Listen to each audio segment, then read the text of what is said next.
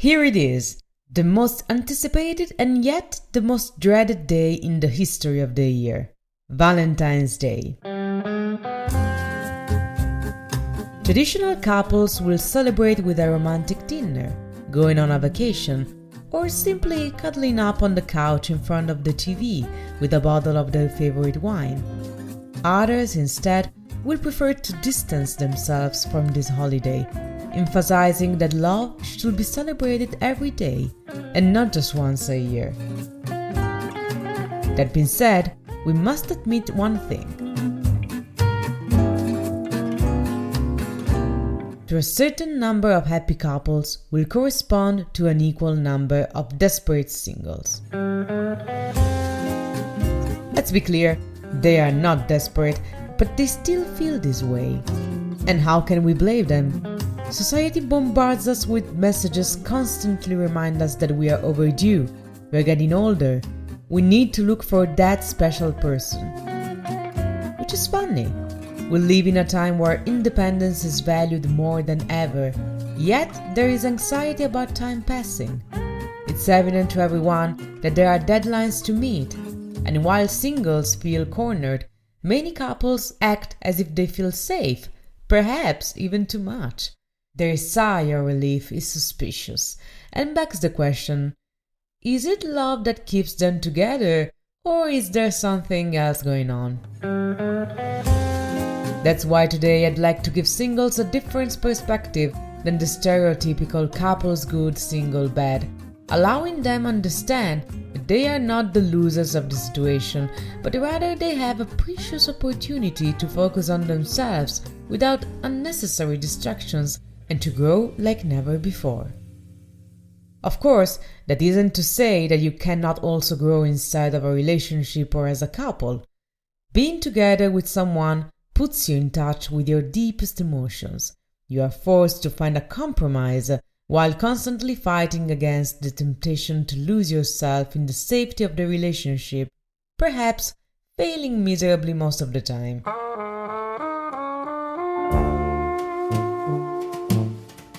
Our gaze, in fact, tends to be totally absorbed by our partner and the need to be recognized and understood to the point that we begin losing sight of who we are. Singles, on the other hand, can look at themselves in the metaphorical man's mirror without the interference of conflicting desires and find the strength to recognize themselves. They can finally face that fear of not having someone next to them and maybe ask themselves a question as trivial as effective. Why do I want someone next to me? Often, in fact, the need to have an emotional support can lead us to follow our instincts without asking ourselves many questions. After all, the phrase "follow your heart" is the most popular motto in romantic movies, books, and media. However, it is also the one that causes many couples to find themselves stuck in a spiral in which they feel they have to please their partner without really knowing what they want from life, much less knowing what it is they want from a relationship or as a couple. Not that instinct and passion are not important, but often the importance of the self is overlooked, tending to take a back seat in this whirlwind of feelings made of love and the fear of loneliness.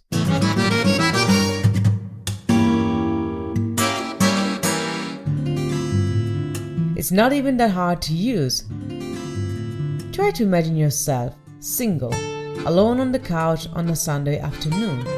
It can be depressing. You're watching Netflix without anyone next to you. Yet, stop to think about it for a moment. What does it ultimately mean to be sad because you don't have someone next to you? Who is that someone?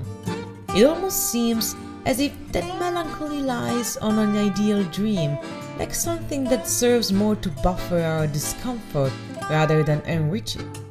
In this thought, there is no real two-way sense of being in a couple, but rather the notion that the relation serves as a tool to comfort us and make us feel better. It is in fact a vision in which we assume a position of codependence. Such a dependency leaves no room for compromises, instills the fear of rejection, and belittles the needs of what we require for ourselves and our personal growth.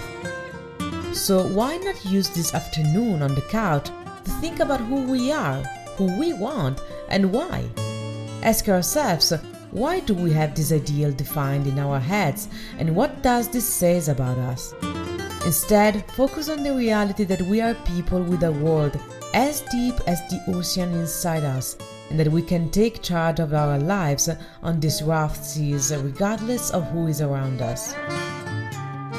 At that point, the search for a partner can take place in an active way, not looking for someone who can be a stupor in our lonely evenings, but rather a person with whom there can be an exchange of words.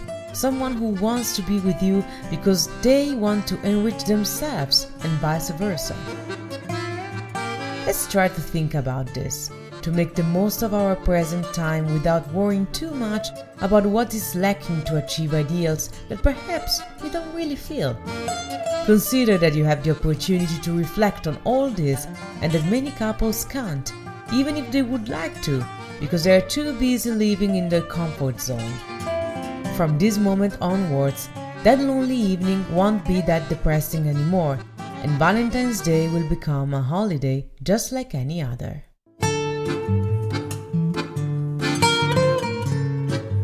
Thank you for listening. For any information, please send an email to teampsyche@gmail.com.